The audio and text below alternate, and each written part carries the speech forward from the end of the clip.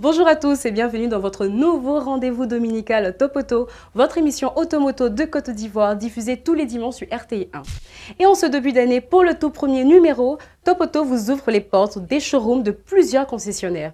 Un highlight sur les derniers bijoux automobiles comme la Peugeot 2008, la nouvelle Volvo S90 et le tout dernier Toro de Lamborghini qui s'apprête à descendre dans l'arène.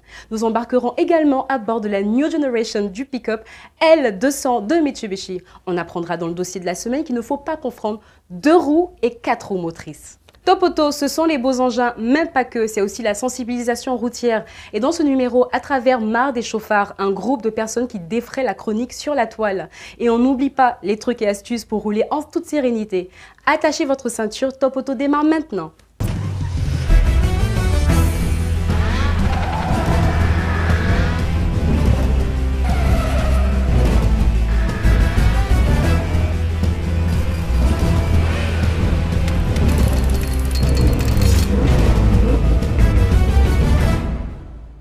Dans le Zoom de la semaine, on vous dévoile les nouvelles sorties auto en faisant un petit clin d'œil aux 2 roues qui méritent un regard particulier. Alors, le premier Zoom de la semaine, découvrons ce qui se cache derrière les vitrines de nos showrooms. Il y a comme une odeur de neuf. Allez, on découvre, c'est parti.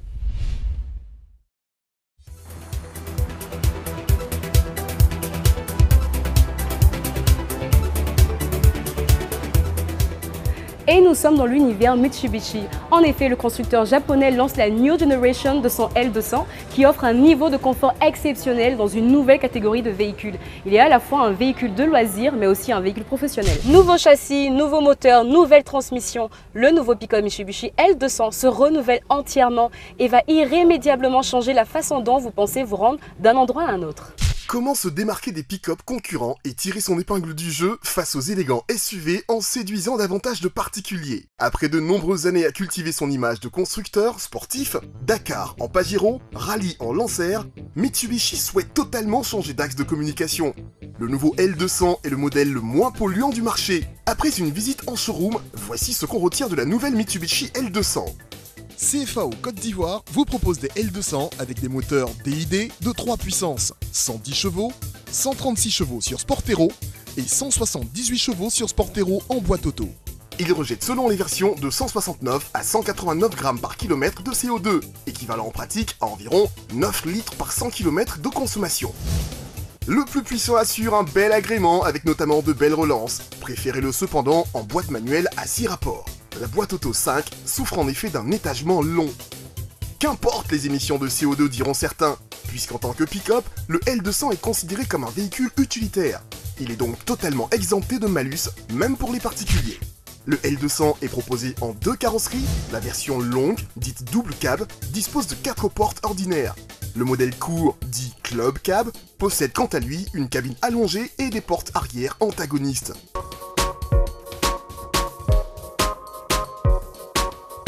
Comme vous le voyez dans l'émission, nous avons essayé le Mitsubishi L200 double cabine, qui est une très bonne voiture. On l'a essayé dans toutes les conditions. C'est un très bon utilitaire. Nous l'avons essayé dans le sable, en franchissement, et même faire quelques dérapages avec. En option aussi pour un utilitaire agréable à remarquer. Le Bluetooth directement, nous pouvons répondre au volant. Donc c'est une très bonne chose et puis je pense que c'était une bonne voiture et en franchissement elle a fait ses preuves.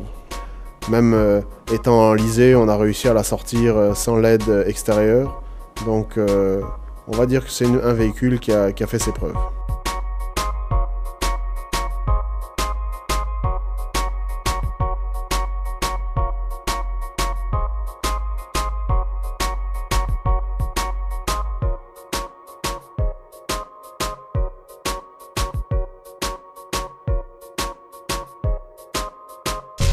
La note pour ce véhicule sera de 17 sur 20.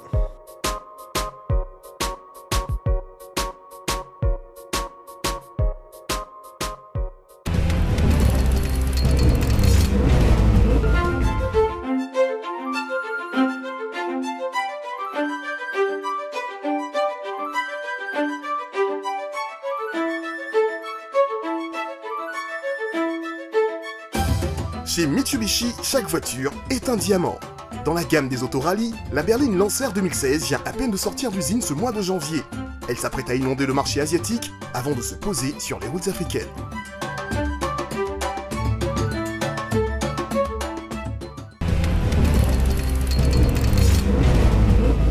Ambiance tango, poussière, boue et désert aride, balai des engins les plus endurants du moment. Bref, nous sommes au Dakar. Top Auto, c'est aussi le sport auto. Pour le Dakar 2016, Peugeot s'est rendu en Argentine en buggy. Après un retour au Dakar passé dans un relatif anonymat de la marque au Lyon, les ingénieurs du team Peugeot Total ont apporté des améliorations substantielles à la 2008 DKR afin d'être compétitifs et se mêler à la lutte pour la victoire pour ce mois de janvier. Mais alors, quels sont les facteurs qui font la différence sur la toute nouvelle Peugeot 2008 DKR 16 ? Le nouveau modèle est plus rapide, finissant premier et deuxième de cette course qui comporte 13 spéciales. Plus de puissance, le moteur double turbo diesel possède 10 chevaux de plus cette année. Mais le plus important réside dans sa bien meilleure courbe de couple, ce qui signifie que les pilotes disposent de la puissance totale du moteur sur toute la plage de régime. La Peugeot a l'air plus basse et plus agressive cette année, et pour cause, le châssis est plus long et plus large, mais surtout, ses débords sont plus courts, ce qui permet à la voiture d'avaler les obstacles sans s'enliser. Un système de suspension revu. Demandez à n'importe quel pilote du Dakar quel est l'élément mécanique le plus important pour remporter le rallye le plus dur au monde, et il vous répondra que c'est la suspension. Quand on sait qu'elle est mise à rude épreuve 12 heures par jour, c'est facile à admettre. Les ingénieurs de chez Peugeot ont donc revu totalement la suspension pour rendre la conduite encore plus docile. Quelque chose de primordial sur le Dakar. Comme elle est plus basse, elle améliore son aérodynamisme. Et puis de toute façon, elle est plus cool comme ça, avec ce côté Mad Max.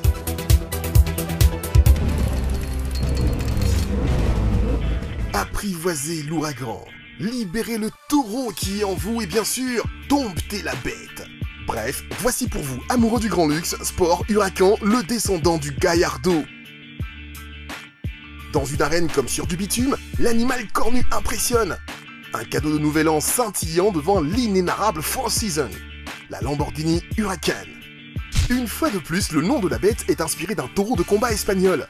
Cette descendante de la Gallardo assurera encore le plus gros des ventes de la firme italienne.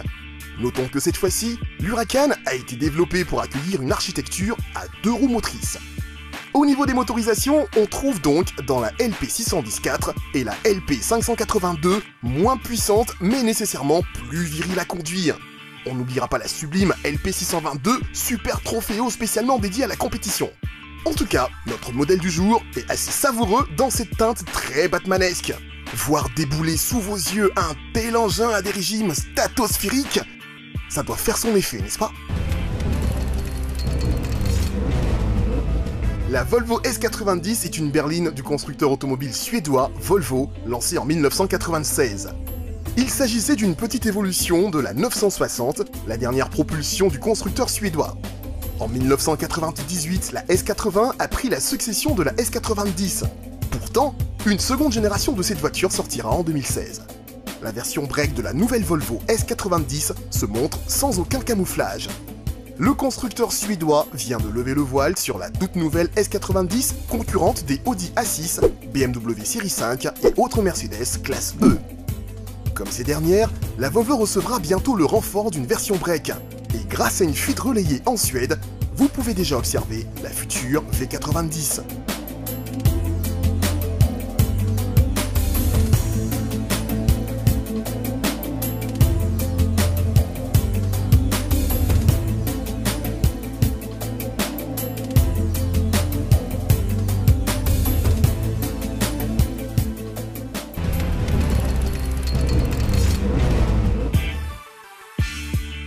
À Abidjan, la circulation routière, c'est comme la météo.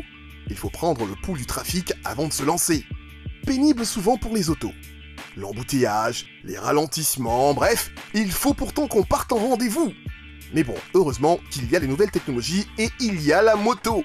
Pour aller plus vite, certains n'hésitent pas à sortir le grand jeu. Frédéric Nobou, le patron de société et champion de rallye, sait combiner les moyens de locomotion pour arriver à l'heure à ses rendez-vous. Je suis fier d'utiliser un scooter pour pouvoir honorer mes rendez-vous. J'ai 2 véhicules, j'ai une voiture que j'utilise pour mes rendez-vous à proximité de mon bureau et un scooter qui est à plus d'une moto que j'utilise pour les rendez-vous un petit peu plus loin. Ma référence est le plateau. À partir des rendez-vous au plateau et jusqu'en zone sud de la ville, j'utilise mon scooter. 2 raisons. Ça me permet d'arriver à l'heure et ça me permet également de faire beaucoup plus de rendez-vous que si je me déplaçais en voiture. Bon, c'est normal, il y a beaucoup d'embouteillages dans la ville et je pense que la moto est le meilleur moyen pour pouvoir être efficace. Le conseil moto, le casque. Je ne me déplace jamais sans porter mon casque. C'est vraiment, pour moi, j'en fais un point d'honneur et j'aimerais d'ailleurs inviter le plus de gens possible à utiliser le casque parce que bon, ça sauve des vies et puis on ne sait pas, en fin de compte, au détour, même là en sortant au virage, il peut se passer quelque chose et le casque est l'élément principal pour la sécurité du motard.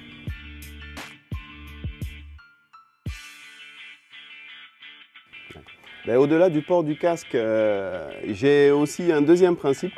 Quand je roule en moto, et ce qui est totalement différent de quand on est en voiture, c'est de savoir que le danger, il est à tout moment, il peut survenir et d'être vigilant. Donc je suis autant vigilant de ce qui est devant moi, sur les côtés et derrière.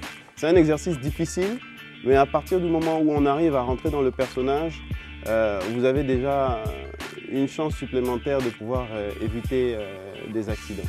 Donc c'est pour moi très très important et je pense que ça doit l'être aussi pour beaucoup de motards confirmés et surtout éviter les excès de conscience. Voilà.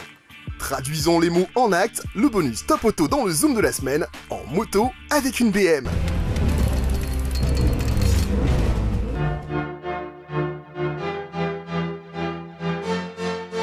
En rendez-vous, les BM nous reviennent simplement à l'heure, parés de nouveaux coloris et quelques bricoles. Pour les grosses news, nous y avons droit en tout cas à un scrambler dérivé de la 90, mais qui sait, une ou autre surprise pour écrire l'événement. En attendant, nous avons droit à une F800 GT. Châssis, il a un cadre poutre en alu, moteur porteur, son réservoir peut contenir 15 litres, hauteur de selle 800 mm, longueur 2156 mm, largeur 905 mm, poids à sec 213 kg. Transmission. La F800 GT a une boîte à 6 rapports, transmission secondaire par courroie crantée. Un moteur bicylindre en ligne 4 temps, refroidissement liquide, injection 46 mm, 4 soupapes par cylindre, 798 cm3, 82 x 75,6 mm, 90 chevaux à 8000 tours par minute, rapport poids-puissance 2,37 kg par chevaux, moto accessible au permis A2 ou bridable à 48 chevaux.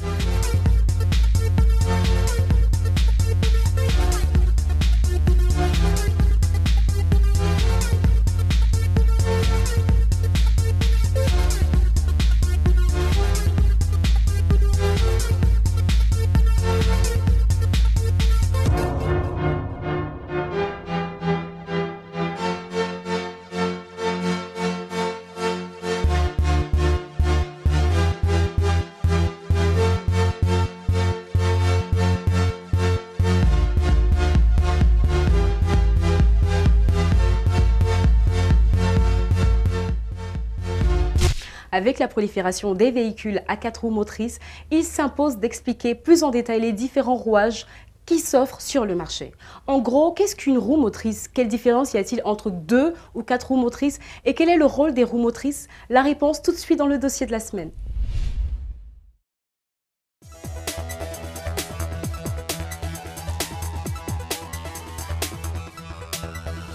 On appelle roues motrices les roues commandées par le moteur et qui entraînent le mouvement de la voiture.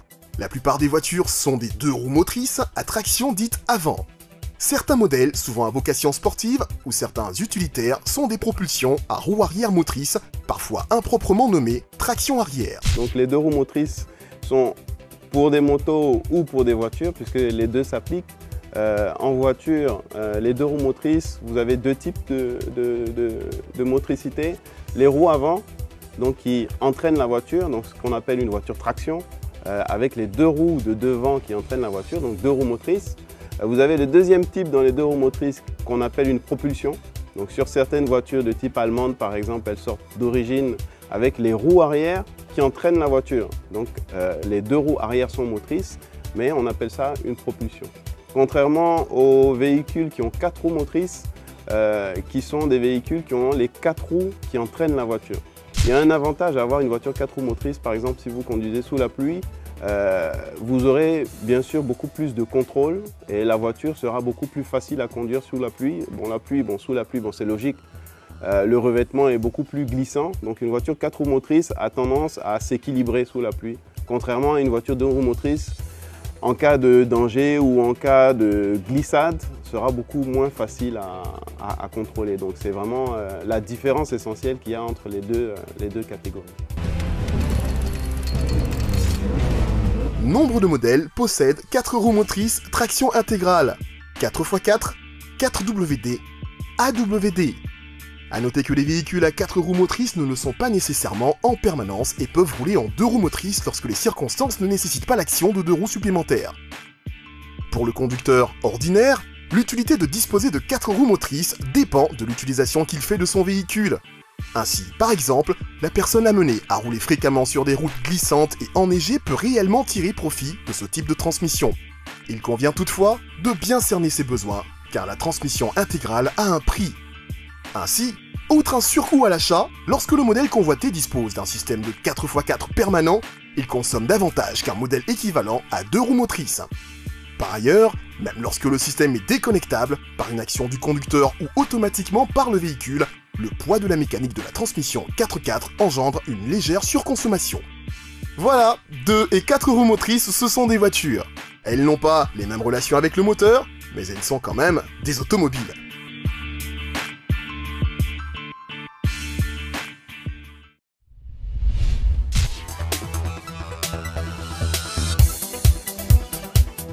Le rallye du Bandama a eu lieu pour la première fois en 1969. C'était à l'époque un rallye à 90% sur goudron. Les choses sérieuses ont commencé en 1972 parce qu'il n'y a eu aucun arrivant à ce rallye et ça a permis à l'échelon international de faire connaître notre pays et le rallye en étant le rallye le plus dur au monde.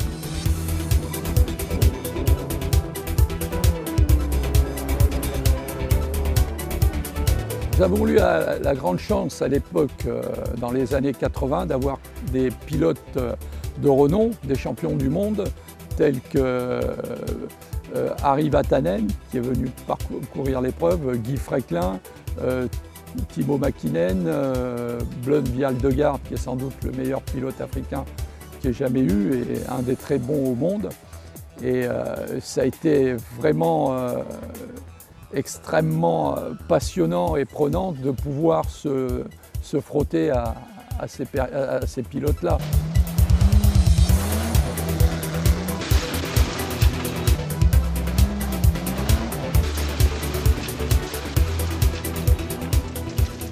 C'est un rallye qui par la suite a fait partie du championnat du monde. On a eu énormément d'équipes d'usines qui sont venues, telles que Toyota, Citroën, Peugeot. Donc actuellement, le rallye Côte d'Ivoire Bandama fait partie du championnat d'Afrique. À partir de cette année, nous prenons le risque, entre guillemets, d'avoir des secteurs sélectifs et non secteurs compétitifs. Ça veut dire que nous avons obligation de faire rouler nos pilotes sur des routes entièrement fermées, c'est-à-dire entièrement fermées à la circulation. Et donc c'est un challenge très important parce qu'il va falloir être extrêmement vigilant.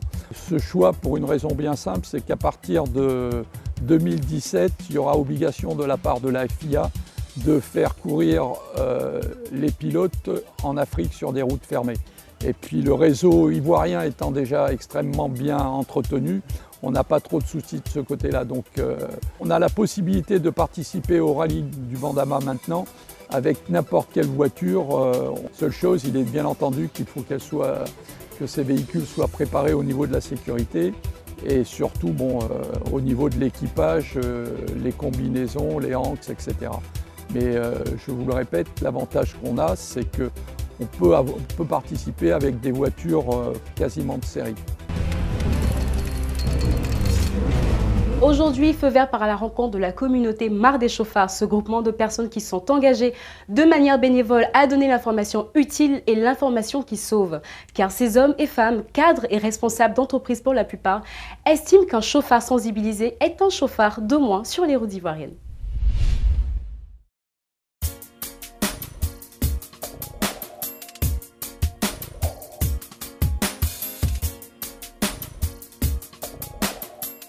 Marre des chauffards est venu, c'est pas le fruit du hasard, mais en étant sur les routes assez souvent, je me suis rendu compte que les gens étaient super nerveux et je me suis dit un jour ils vont s'entretuer, c'est pas possible autrement. Et du coup m'est venue l'idée de créer un groupe qui traiterait de ce sujet. Déjà au premier lieu, c'était pour que les gens puissent venir dans un groupe dire j'en ai marre, j'en peux plus, et puis voilà. Donc voilà comment est né le groupe. Et rapidement, on a eu beaucoup de monde. Je crois qu'au bout de la journée, on était à 1000 personnes. Et donc après, on a élaboré le concept de Marre des chauffards en créant une charte bien spécifique et en mettant les cadres, puisqu'on ne peut pas traiter de l'indiscipline sur les routes et du non-respect des codes et nous-mêmes ne pas respecter les codes, quoi. Donc on a un code bien ficelé que les membres doivent appliquer, sinon ils sont carrément sortis du groupe. On est plusieurs administrateurs, je suis le lead, mais derrière moi il y a des gens comme Léadi, comme Lynn, comme GZ qui m'aident beaucoup. Tout ça demande de l'énergie, mais c'est de la bonne énergie et surtout c'est de l'énergie utile puisqu'on peut sauver des vies et on en a déjà sauvé beaucoup. On a aussi aidé des gens qui étaient dans des situations complexes en pleine nuit, des dames, des hommes, des gens qui ont carrément eu des membres de leur famille écrasés avec un automobiliste qui prend la fuite. Donc essayer de les aider à retrouver les fautifs, etc. pour que justice se fasse. Il y a des règles et il faut que ça se fasse, quoi. Les gens qui veulent intégrer le groupe, ils font une demande, c'est pour ça que le groupe est fermé. C'est qu'il faut faire la démarche de demander à rejoindre le groupe. Le profil de la personne est analysé, mais à partir du moment où la personne rentre dans le groupe, c'est qu'elle est soucieuse du bien-être, du respect des règles, etc. sur les routes. Et ça déjà, c'est un gros travail. Et après, l'objectif, c'est de pouvoir sortir du virtuel.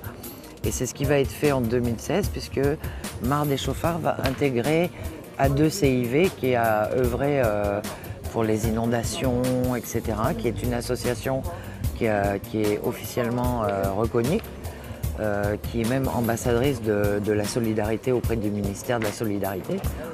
Et donc, du coup, en associant Marre des chauffards à une association qui a pignon sur rue, on va pouvoir sortir du virtuel pour aller dans le réel et pouvoir apporter notre pierre à l'édifice.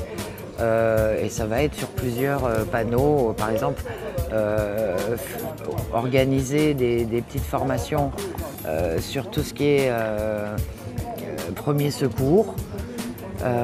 Organiser des rencontres avec les pompiers, peut-être voir comment la police travaille, apprendre, sensibiliser et faire en sorte qu'il y ait moins d'accidents, moins d'incivilité sur les routes, etc.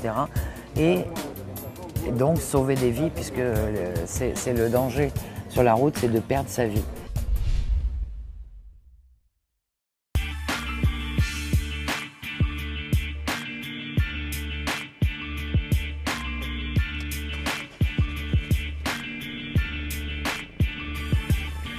C'est le moment des trucs à Jessie. Pour rouler en toute sérénité et en toute sécurité, il y a des trucs et astuces à connaître absolument. Attention nouveaux chauffeurs, avant de prendre en main votre nouvelle voiture, notez bien toutes ces astuces. En effet, le moteur d'une voiture a besoin de tourner pendant un certain temps pour pouvoir atteindre la température idéale. Il est donc déconseillé d'effectuer des trajets qui durent moins de 10 minutes au risque de causer une usure précoce de la ligne d'échappement ainsi que du moteur.